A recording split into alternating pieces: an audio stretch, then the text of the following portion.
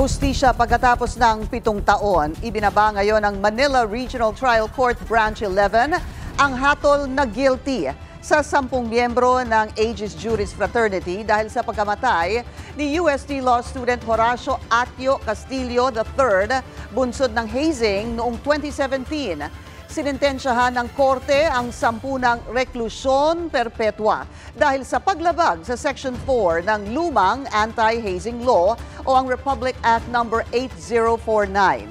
Ang mga sentensyado ay sina Arvin Balag, Mi Wei Chan, Axel Munro Hipe, Oliver John Audrey Onofre, Joshua Joriel Macabali, Ralph Trangia, Robin Ramos, Jose Miguel Salamat, Daniel Hans, Matthew Rodrigo at Marcelino Bagtang. Naging daan ang pagkamatay ni Castillo para maisabatas ang 2018 anti-hazing law matapos magsagawa ng investigasyon ang Senado sa kaso. At makakausap po natin ngayon sa via Zoom si Ginoong Horacio Castillo Jr., ang ama ng pinatay na si Atio Castillo. Mr. Castillo, magandang gabi po sa inyo. Magandang gabi po sa inyo. And yes po. Sir, unang-una, kayo ho ba ay kontento sa naging hatol ng Manila RTC? Yes po. Masaya po kami doon sa hatol ng RTC Branch 11 po. So do you feel that justice has been served? Oh, definitely, Ma'am Pinky. In the 7 years po namin iniintay ito. Ever since no 2017 when we saw the body of our son in that morgue.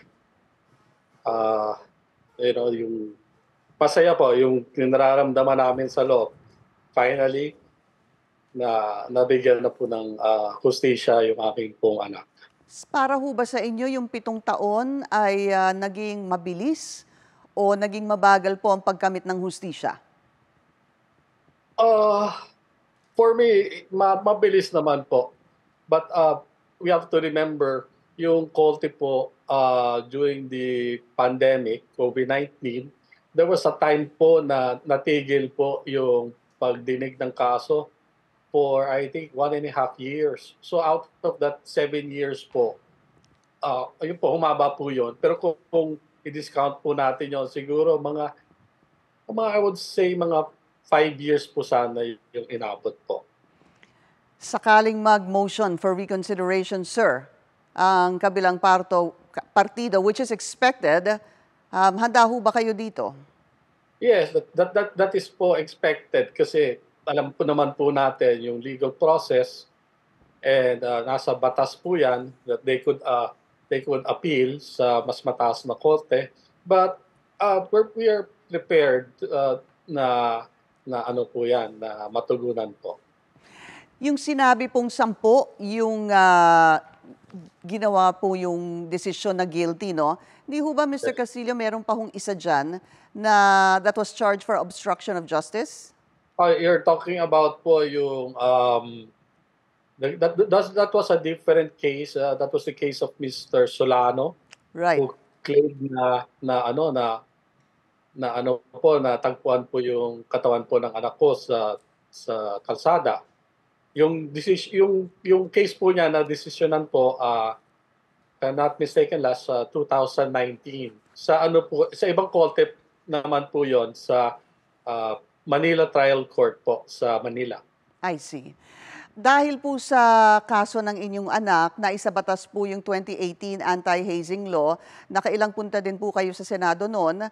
I think nanguna dito si Senator Mig Zubiri, kasamang ilang mga senador. What could be any good thing para po sa inyo bilang ama ang magandang nangyari dahil po sa pagkamatay o sa sakripisyo ng inyong anak? Well, ganito po.